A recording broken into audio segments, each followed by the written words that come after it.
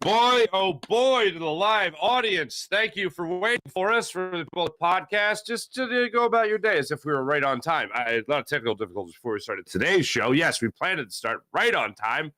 Not per usual, but technical difficulties today. My apologies. Welcome into the show. My name is Mark Farzyshow. This is the farzyshow, ladies and gentlemen. We got so much to get to on today's show. We got the Eagles stock up, stock down after preseason game number 1. We have a kickoff with the Browns on Thursday. Joint practices, and yes, of course, Nick Sirianni saying after the preseason opener that these practices will be treated like games, which is, I don't know if you could sum up modern day preparation for an NFL season more so than the practices are like games.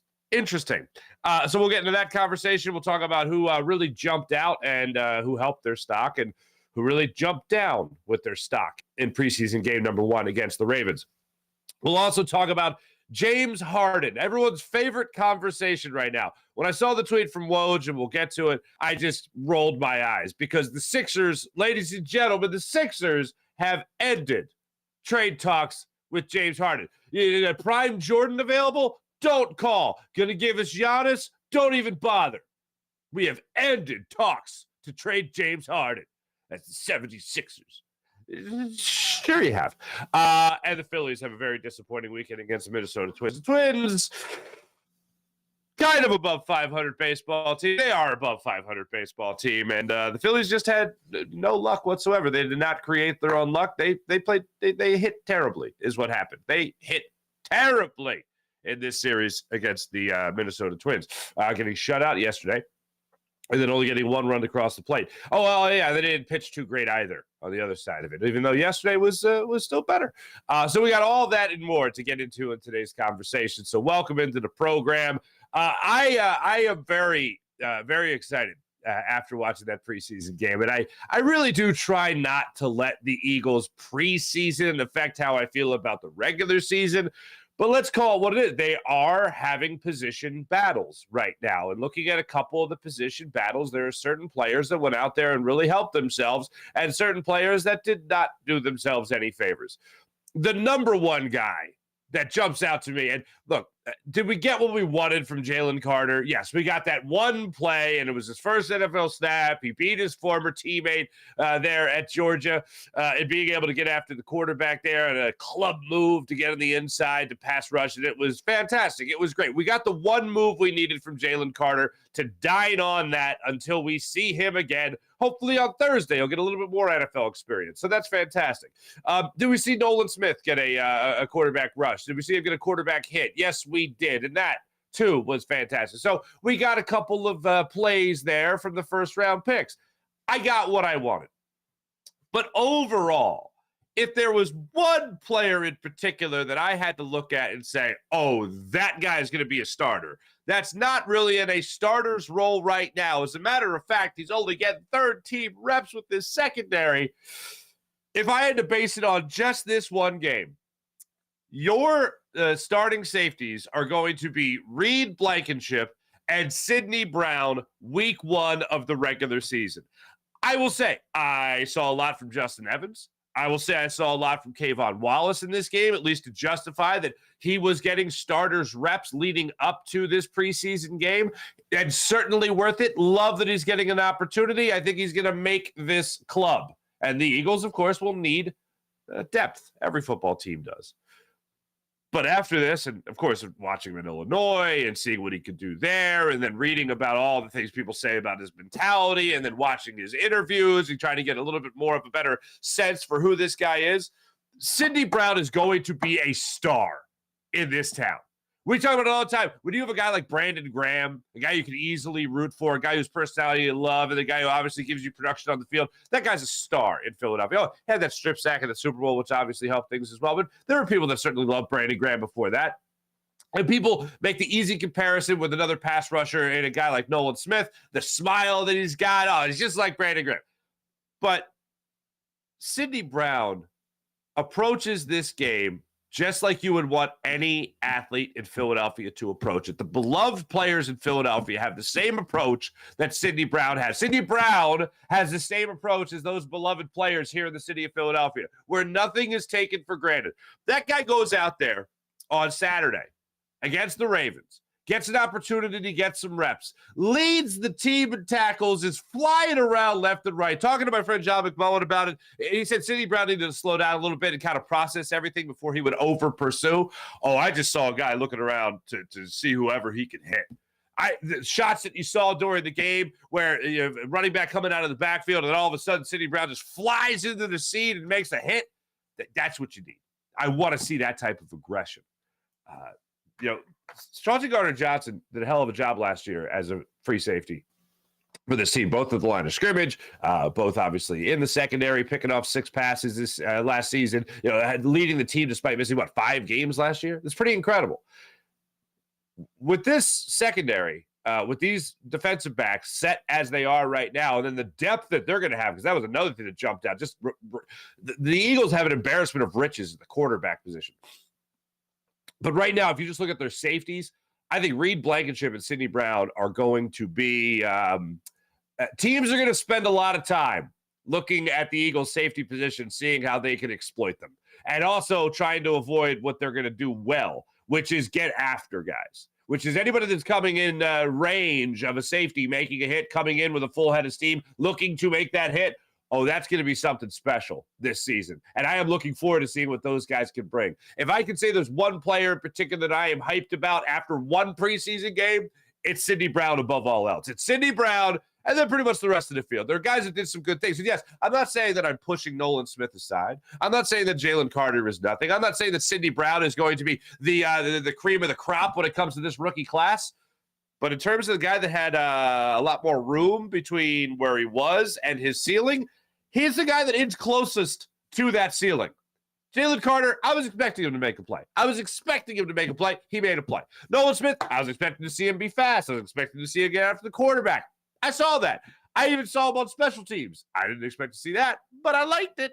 It was good, even though he didn't make the play. Said after the game, Nolan Smith, he goes, hey, you know what's really funny? It's like they're really fast in the NFL. they're kick returners in the NFL. No joke, man. They're no joke. Jalen Carter had the opposite thing to say about it. When they asked him about the difference between the NFL and college, he's like, no, I'm just here to make a play. He keeps it really simple. But in terms of the guy that I needed to see something from, that I wanted to see something from, because I'm like, you want the younger guys to play? You want to know that you drafted in the 3rd round a starter? Okay. An undrafted free agent is all of a sudden, you got an undrafted free agent and you got a sophomore season, Reed Blankenship. You got him starting, and then you got Sidney Brown, a 3rd round pick as your starting safety. Those are what's called good investments. And aside from all that, where they were drafted, or what year they are in the NFL, how many years of experience they have, he just wanted to be good. And Sidney Brown is just flat out good. I would get him reps as fast as possible. And listening to him after that game, this is a guy that more so than anybody, I'd say him and Tanner McKee, helped their stock the most. Eli Ricks certainly helped his stock a hell of a lot with that pick 6. That was fantastic.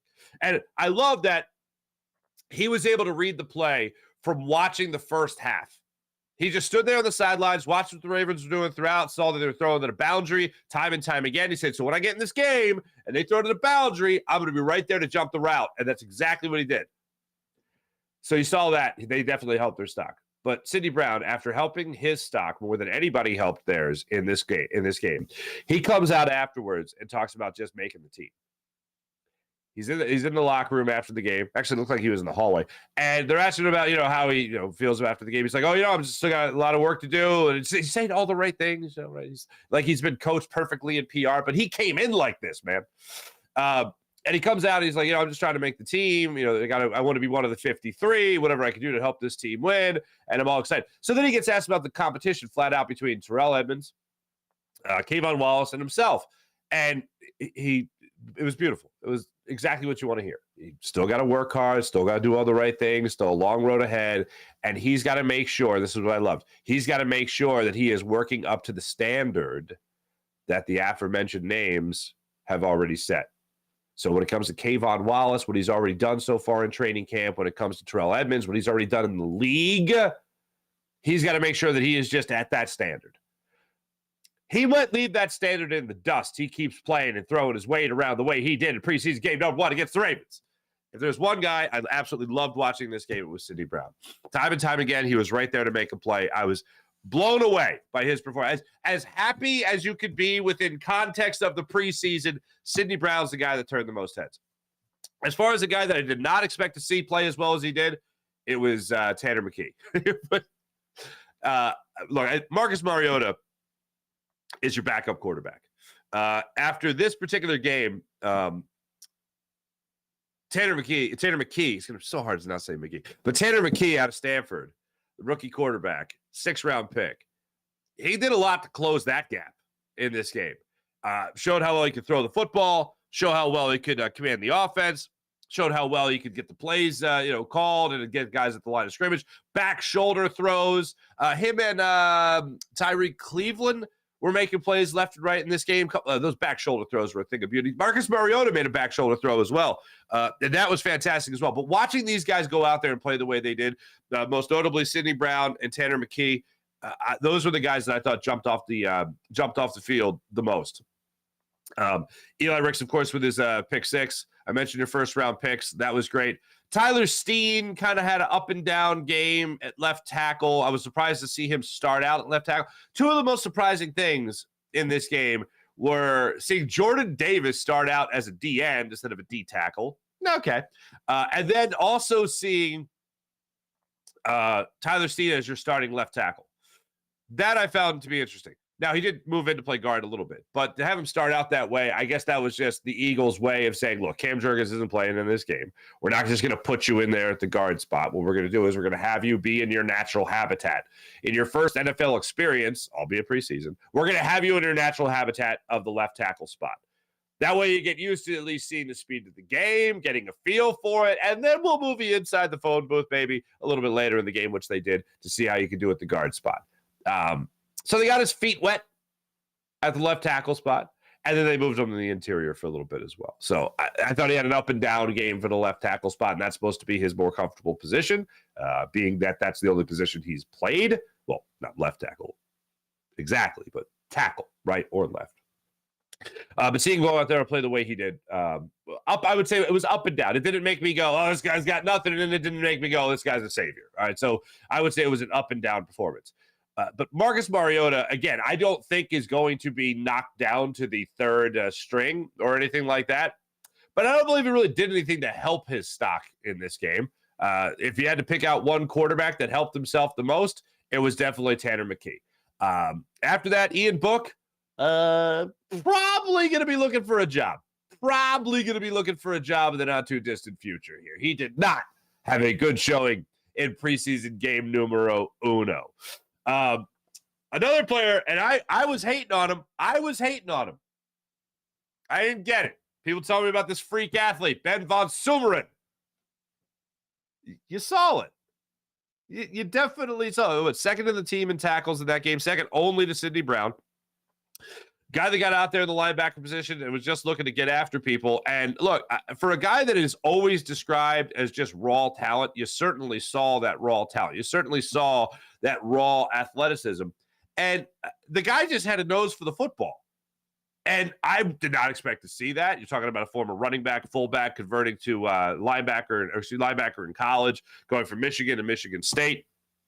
I was actually watching the game with a Michigan guy, and he was like, Ben Von Sumeren, why do I know that name? And I'm like, you should hate that name. And he was like, oh, is that the guy that went from? I'm like, oh, that's the guy. And it turned out that raw talent was starting to, dare I say, work its way into actually having some instincts.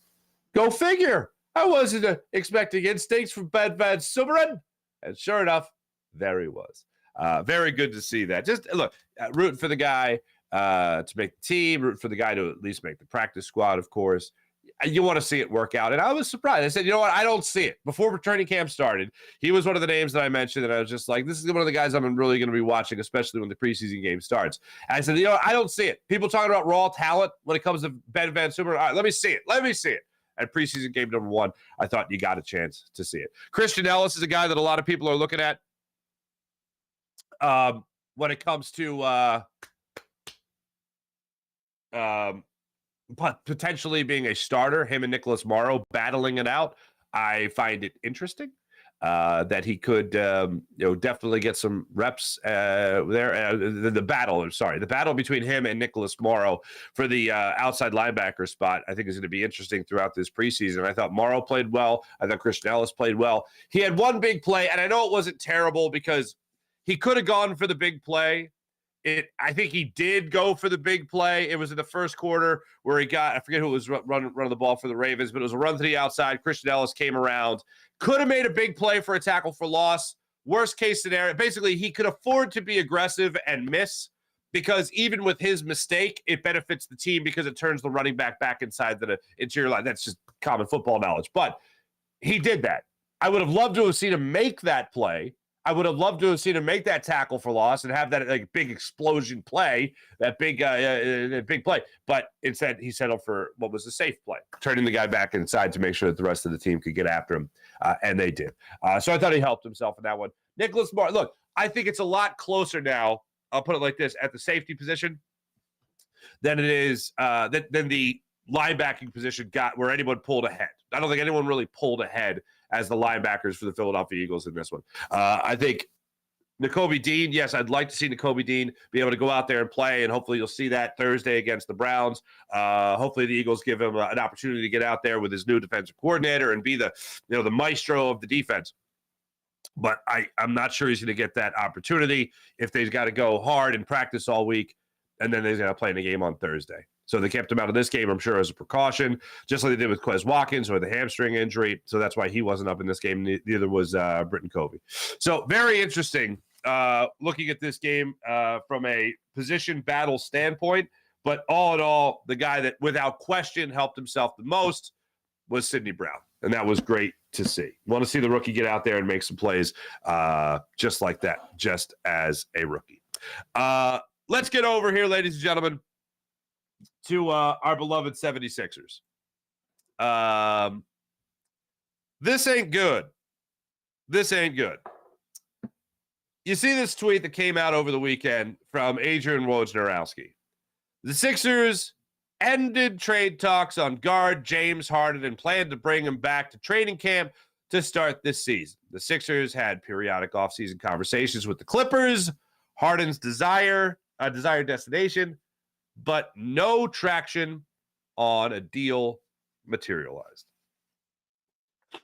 They have ended trade talks. Ended trade talks. Prime Jordan available? Don't call. Want to give us Giannis? Forget about it. They've ended trade talks. I have some breaking news here on the Farzyshow. We don't break news here. That's not what we do. We just have some fun-filled opinions. That's what we do on this program, right? I have some breaking news here. According to me, right now, citing no sources whatsoever, the Sixers have already lost the James Harden trade. They have already lost the James Harden trade. How do they think this gets better? Exactly. How does this improve your standing? Exactly, Daryl Morey. If it's the Sixers ending trade talks, then I assume it's coming from the Sixers. If it's Woj reporting it, I assume it's coming from a team. Now, Sam Amick from The Athletic also put it out there that, according to a source, most likely James Harden's crew, even with the Sixers ending trade talks on James Harden, the disgruntled star still has no plans on playing for Philly, and his stance remains unchanged. Unpacking the latest with The Athletic, that's what Sam Amick was doing, so you guys can check out that article that he wrote on theathletic.com. But I could, spoiler, I can give you some of the tidbits right here. James Harden has no plans whatsoever to even show up for training camp. This is going to be another Ben Simmons situation, except with the Ben Simmons situation, you had a younger guy who had upside. With this, you have a aging star that does not have upside. You only have a headache waiting for you if you're going to make this trade. And guess what? Now every other team in the NBA knows you're hamstrung. You're either going to play with James Harden and get nothing in return, or you're going to or you're going to get whatever we decide to give you, and you're going to say, thank you, sir, may I have another? And then they're going to say, no, you may not have another. Take what you got and be lucky you got it. Look, I don't know. I don't know what has been offered. I don't know what they have said to Daryl Morey, whether it's been like the Marcus Morris trade, that conversation. I don't know if it's incorporated a first-round pick. If you're giving me a first-round pick in 2028, then James Harden will have lit that franchise on fire, the LA Clippers.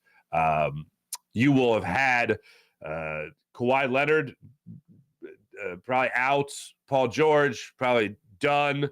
That franchise is not going to be in good shape. So that first-round pick is going to be pretty nice. So if I'm the Sixers and that first-round pick was incorporated, as well as other guys to help match the salary, Robert Covington, recent reports about how he hasn't talked to the new guys around there. As long as you're giving me a first-round pick, I'm good. I want the Sixers to have that year of Maxey and Embiid. And you know what? And Tobias Harris under Nick Nurse. I want to get James Harden done. And I've said this since the beginning. I want this trade done as soon as humanly possible, because the longer it drags on, the more likely it's going to end up just like this. With the Woj bomb, even if you want to call it, coming out, be like, oh, we're ending trade talks. And then, of course, Sam Amick, now he's not even going to report to camp. I wanted to avoid this because the longer this goes on, the more likely it is that you are going to lose this trade even more drastically than you were already going to lose it. It's not a first offer thing. I'm not saying just concede the point. And I understand that Daryl Morey, he loves playing the long game. So does James Harden. James Harden's having his fat suit dry cleaned right now. Oh, you want to end talks? All right. Take it to the cleaners. The value of James Harden is only going to go down. I mean, barring some injury on some contender, which is what Daryl Morey is absolutely crossing his fingers for right now, or somebody else has a huge holdout. And I know people are going to jump to Dame Lillard. I think Dame Lillard holds all the power right there. Yes, you could work a 3-team trade that involves the Sixers with Lillard still going to Miami, but I just don't see that happening. And James Harden is going to be the savior for some other franchise and give you anything more than what the Clippers were going to give you. I hope you're right, but that's a big bet. That's a big bet to be making. Look, I'd love to know exactly what the offers were coming in. And if they were just salary matches, then I understand Daryl Morey waiting. But for it to get to the point of we're ending discussions, and for it to get to the point of James Harden's camp now saying that he's not going to report to training camp, let it begin. I was really hoping the Sixers could avoid this, and it just seems like it is inevitable. It seems like it was inevitable. I don't get the ending of trade talks. I don't see who that helps. I think that only hurts the situation. So if the Sixers are putting it out there, which I think is the safe bet, why? Or maybe the Clippers were the only ones having those conversations with the Sixers, and all of a sudden they stopped. And then the Clippers are saying, they're not really doing anything anymore. We know we're the only ones that James Harden wants to, play with. We know we're the only team he wants to come to, and they're not talking to us right now? Well, I guess it's over. This is the bed that the Sixers, Daryl Morey, have decided to get in, unfortunately, and now we have to wait. We have to wait for the fat suit. We have to wait for we have to wait for another Ben Simmons saga. We have to wait for what they've already been through in Houston. This is not going to be fun for anyone. And here's the part that really does suck, because I hate saying this about any player at any point, but for James Harden, this isn't about winning. For James Harden, it's more about money than it's about winning. And for James Harden, I think bigger than money, bigger than winning, you know what it's about? It's about being right. It's about getting what you want. And he wants to go and play for the LA Clippers. And for Daryl Morey, hey, look, he's got the best interests of the franchise, obviously, in his crosshairs there, as he should. That should be the number one focus for him. I would just be very shocked if this was the best way to go about it. I just feel like the Sixers are going to end up trading James Harden for the proverbial bag of balls, for the ball rack. You know, they're going to be trading him for next to nothing. I just want the drama to be over, because I don't think as this drags on, you're going to improve his value, and you're going to improve whatever return you would get for James Harden. So if I'm making a prediction here, is that the Sixers have lost the James Harden sweepstakes. Granted, James Harden was most likely not going to net you a lot to begin with. Before it was next to nothing. Now it's pretty much nothing. Now it's pretty much nothing. Because it's Sixers, every team around the NBA knows that he's got you. James Harden will sit out. For the sake of being right, James Harden's going to sit out. I don't know what happened between, behind closed doors with him and Daryl Morey. I don't know what kind of handshake agreement they had last year that, all right, fine, take this $15 million pay cut, and then next year, oh, boy, we got you, buddy. We got you. I would assume they're better businessmen than that. But James Harden feels like he's owed something right now. And the Sixers are not willing to give him what he thinks he's owed. So he wants out, and he wants to go play for the Clippers. And the Sixers right now, they're caught between a rock and a hard place. Because James Harden, the only thing he gives a damn about right now is being right. Right after that, it's money. And then after a long, huge gap, there's winning. And that's an unfortunate thing. The Sixers, God bless them. It's adorable. They still think the best possible thing is for him to just come back and play. That's impossible. All right, I hate to ruin that, but that's puppy dogs and ice cream talking, man. That's rose-colored glasses. Those are Disney-colored glasses, man. It's adorable, if that's what you think. But this is shot to hell right now. And because it's shot to hell, Sixers have no chance of getting anything of value. So when I saw that report come out, and then I saw Sam Amick shortly thereafter come out with he doesn't even plan on showing up to training camp. All right, well, hey, here's the good thing. We're going to get what most of us wanted, which is James Harden's not back. All right, so right there, let's identify that as a positive.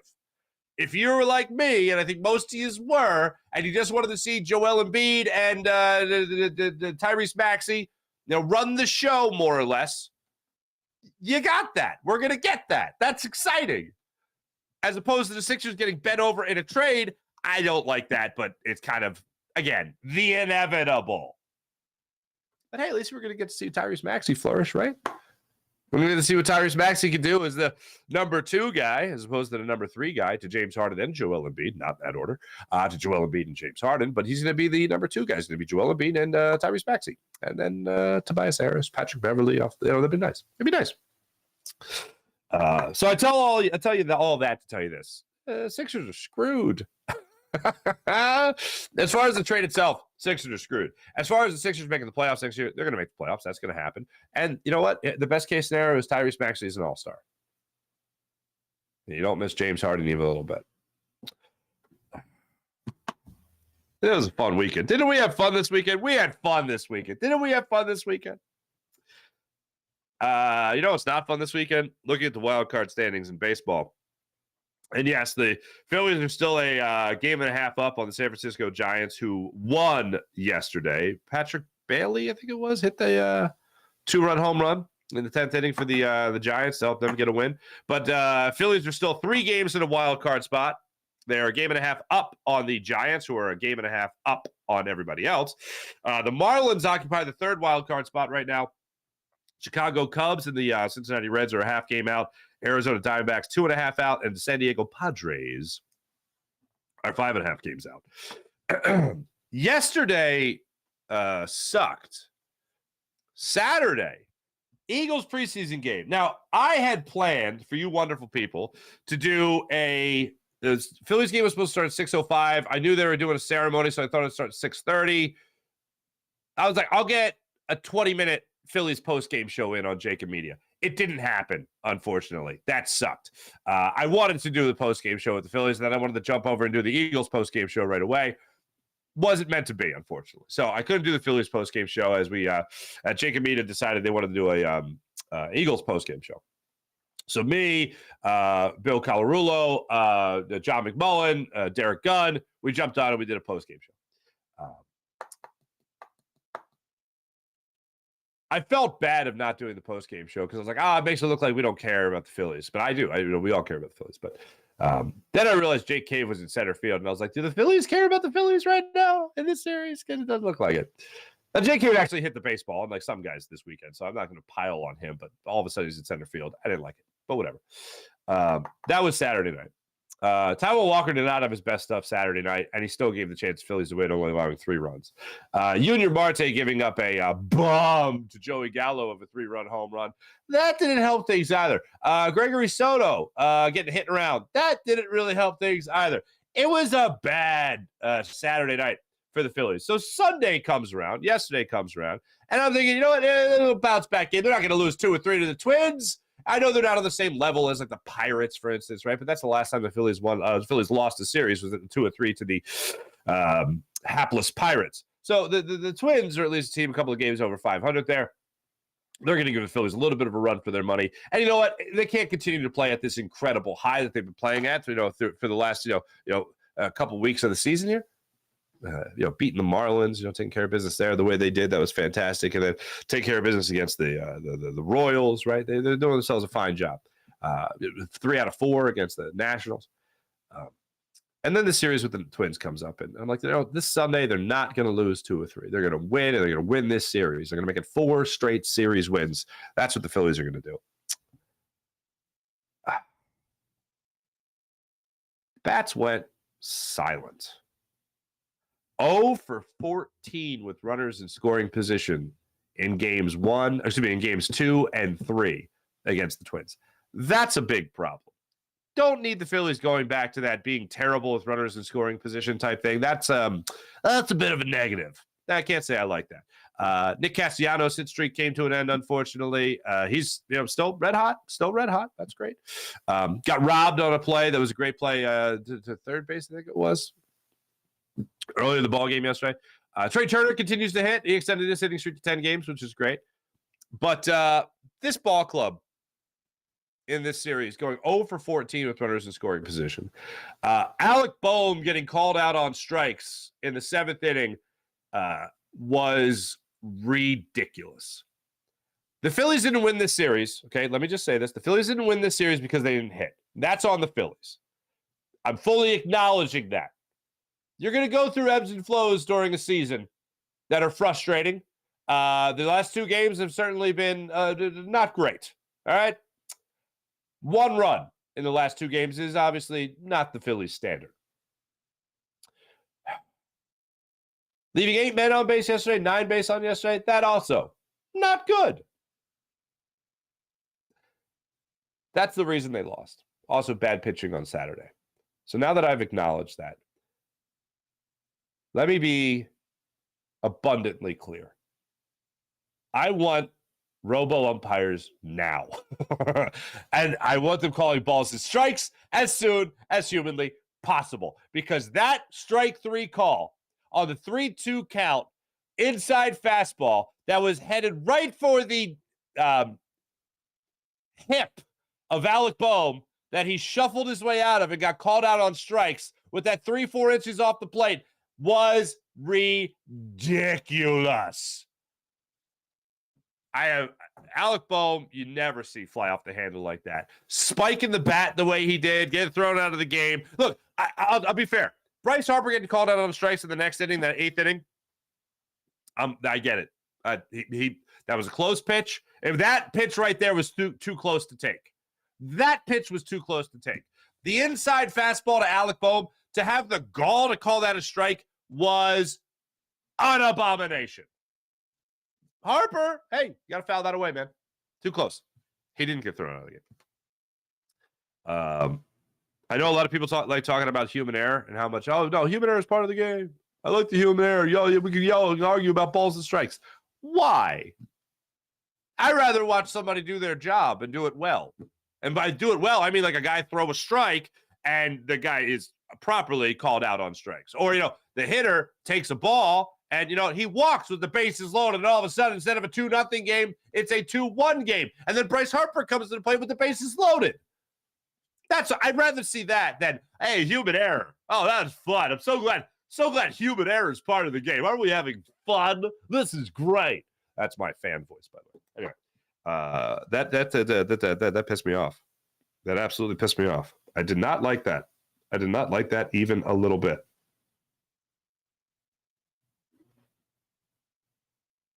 Wait a minute. All right. Okay, this is happening right now. All right, it's 6:50 in the morning, folks. So anyway, the Phillies do better, and robo umpires are awesome. I don't know how this is going to work. I'm going to try my best at it, folks. But here you go. I'm going to play this off my phone. All right.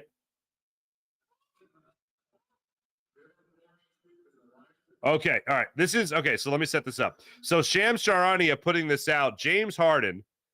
It looks like he is speaking at a basketball camp, maybe the James Harden basketball camp or whatever. I don't know. He's on that is not a regulation court, obviously. So anyway, James Harden.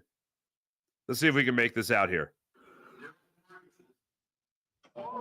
Is a liar. I will never be a part of an organization more than this. He said again, Daryl Morey is a liar, and I will never be a part of an organization that is more than this. PJ, could you make that out? Could you make that out somewhat? Okay. Daryl Morey is a liar, and I will never be part of an organization that he's a part of. Let me say that again. Daryl Morey is a liar, and I'll never be part of an organization that he's part of again. I literally just started the show telling you that this was going to be an absolute poop show. Not this show in particular, but the Daryl Morey versus James Harden, the trade with James Harden was going to be an absolute poop show. And here we are in the midst of a poop show. Up to our elbows in it. That's coming from Shams Charania, of course. Boy, oh boy. Publicly, James Harden publicly saying, Daryl Morey is a liar, and I'll never be part of an organization that he's a part of.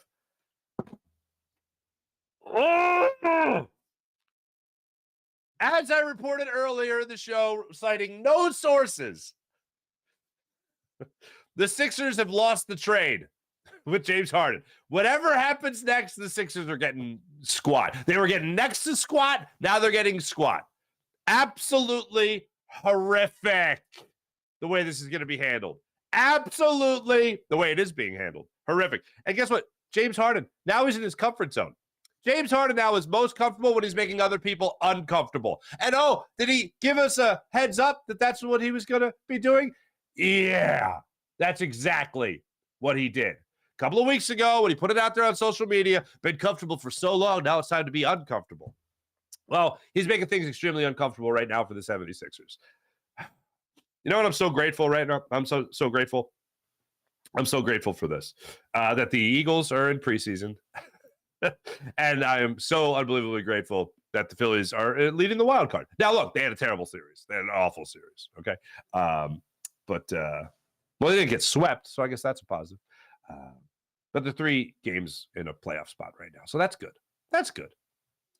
That's what I'm grateful for, because it made us forget about James Harden for a second. And then Woj had to go put out that tweet about how the Sixers have ended trade talks. Well, this is only going to get worse. This is only going to get worse. And the problem is now that I don't think this expedites the process. I don't think this expedites the process at all of James Harden getting traded. If anything, now this prolongs it. I mean, look how long they let the Ben Simmons fiasco drag on. That's exactly what they're going to do now with James Harden. They're hoping stuff hits the wall elsewhere, and that James Harden could be an answer for another organization. That's the number one thing they're hoping for. After that, they're hoping that there could be some kind of 3-team trade. Maybe it does involve Dame Lillard in going to Miami, because players, they have all the power to go wherever the hell they want, pretty much.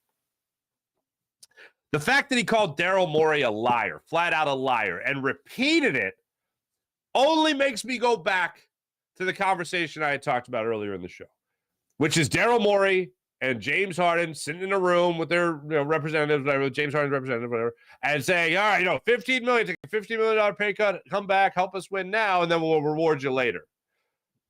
I don't know if reward was ever specified, but it makes me feel like Daryl Morey promised a lot more than what he was offering in this offseason. And James Harden said, thanks, but no thanks, I'm out.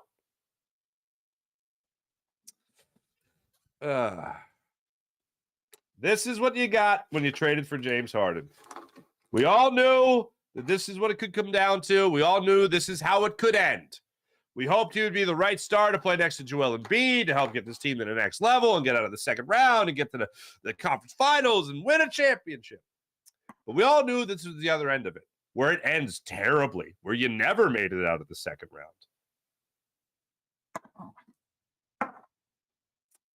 This is as bad as it could be. So here's what I'll do. I'll look forward optimistically. I'll look forward to the Joel Embiid, Tyrese Maxey 76ers, and I will not look forward to the James Harden sweepstakes, if they're even sweepstakes. Clippers are going to be on the phone with Daryl Morey when they see that tweet, and they're going to be like, hey, so how about just a rack of basketballs? A rack of basketballs. And we'll throw in a community survey on your new 76 place in Center City. We'll pay for that as well. We'll take it off the city's hands. I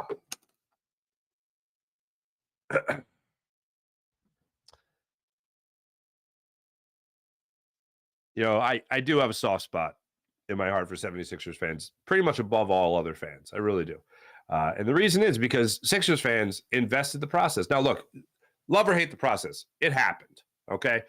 And the fan base actually got stronger during the years of the process. They invested in it. Their emotion was tied to it, and the process was a failure. Why the process was a failure is actually a debate, but the process being a failure is just a statement of fact. But the fans invested in this team, their emotion, their time. They wanted to watch it grow. They wanted to be there as the seeds were being watered, right, as we were waiting for those plants to grow. And we were hoping it would bear beautiful, delicious, succulent fruits. And it hasn't. I mean, I know people say, oh, you got Embiid, it worked. But you could tank for Embiid, all right? You could tank for Embiid. You don't have to go through an entire process, 3+ years of that. So I have a soft spot in my heart for the Sixers fans where they get taken advantage of and when things really start to blow up in their face. And this is an example of things blowing up in their face. And why the process failed is why I feel it's the bigger debate is because so many different people have had their fingerprints on it, from the league to now Daryl Morey. So everyone has had their own ideas on how to run things, and this is the point we're at. This is awful. Like, I feel so bad. And look, I want the Sixers to win. I root for the Sixers. That second round, that's Game 7 loss to the Celtics still is with me, making me feel gross. And now to know that you're going to be at least looking forward to Maxey and Embiid, you're also going to be held hostage by James Harden. Because whatever happens between Embiid and Harden, or Embiid and Maxey, that's going to be great. That's going to be the biggest thing, and I can't wait for it to happen and see how that really grows. This is going to be a dark cloud looming over the Sixers until they decide to pull the trigger on a deal. It behooved the Sixers to make a deal sooner rather than later. And apparently, whatever deal they were being offered, Daryl Morey thought it was below the standard of James Harden and trading James Harden. They weren't going to get in return a player that was going to help them win a championship or something they felt they could turn into a player to help them win a championship. So here we are. Now you got to cross your fingers that I'll put it like this, because no one wants to root for injury for any player, even if it's a player that's not even going to be mentioned by name.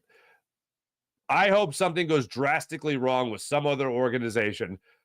And I'll put it to you like this. Not an injury, but just some player other than Damian Lillard, just to add to the fray, just really gets pissed off at his team, and they got to trade him too. And then hopefully that opens things up for the Sixers, maybe not to make a a 2-team trade, but a 3-team deal. That's what I'm going to hope for. things really hit the fan elsewhere that somehow magically makes James Harden's deal look a little bit better elsewhere. So while we're all reading that fairy tale bedtime story to ourselves, the reality of the situation is that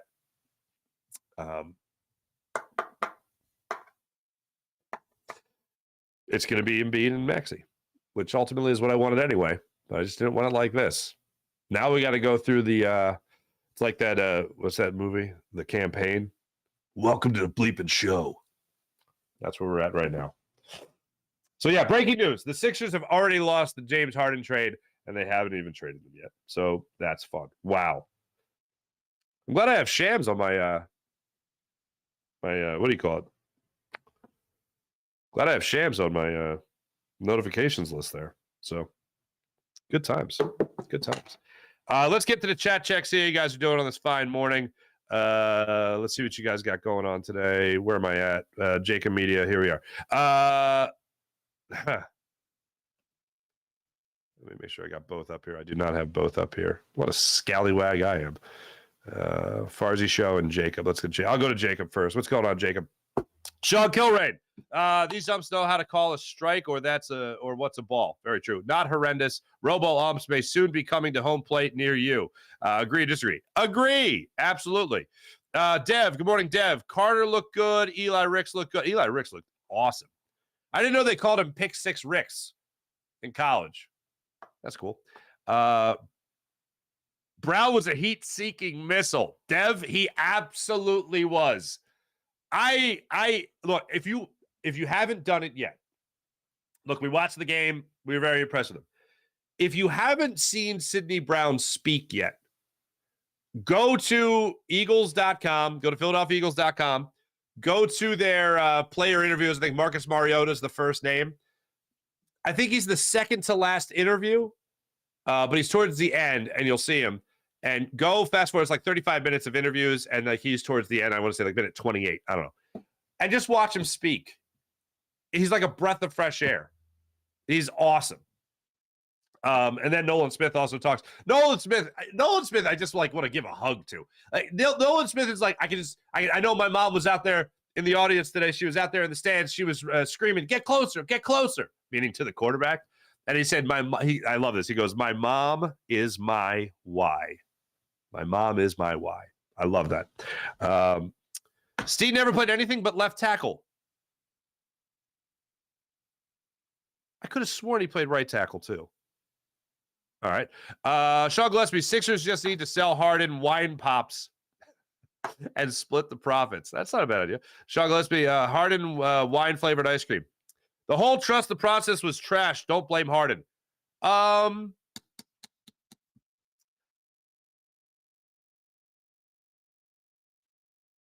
don't think no, I don't see. Here's the debate.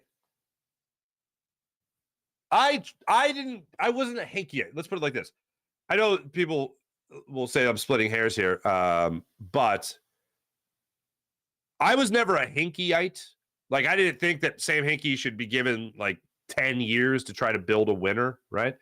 But I believed in the process, and I did trust the process in terms of I gave it like a 3-year deal.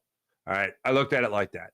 Okay, fine. You know, I'll give this 3 seasons of crap to see what you can what you can compile. And it was a bevy of first-round picks. It was obviously Joel Embiid.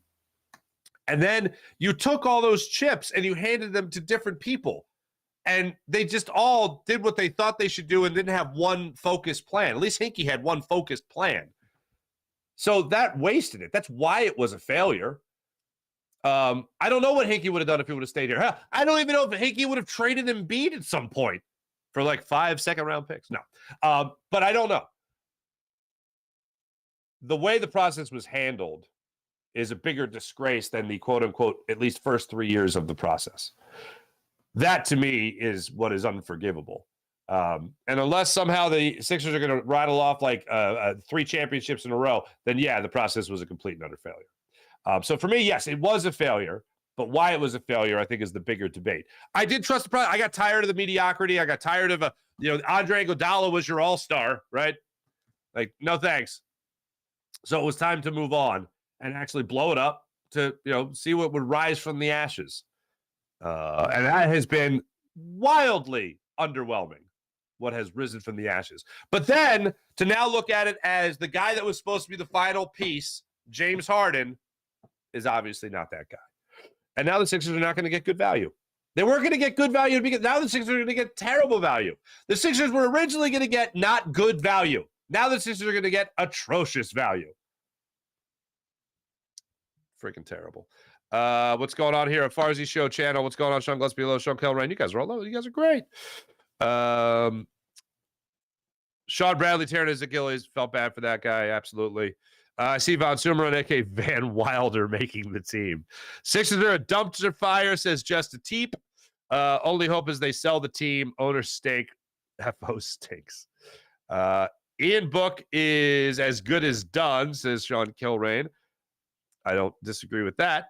Sean Kilrain, Carter and Smith are scary fast. Can't wait to see them unleashed. Job looked good. You know who didn't look good? Josiah Scott. I was like, okay, check the box. Josiah Scott still not good at football. Interesting. More is a schlub. NBA planted two guys to ruin the franchise after the process. Bridges trade was final straw for me. Just tip, you're not alone there. Dribble, dribble, fat, fat. T-Bro, great job. Just tip, 100% what a joke he is. Hearing Morey talk, I'd rather hear nails on a chalkboard. Sidney Brown was in on every tackle. He absolutely was. Mihai Sanchez, what's up? Saturday's Phillies game was the worst one I've ever been to. 11-7. What? Oh, you're 11. Hold on, Mihai Sanchez. You know your record of going to games? 11-7? That's hilarious. They'll get it back together. Can't explode every series. I agree.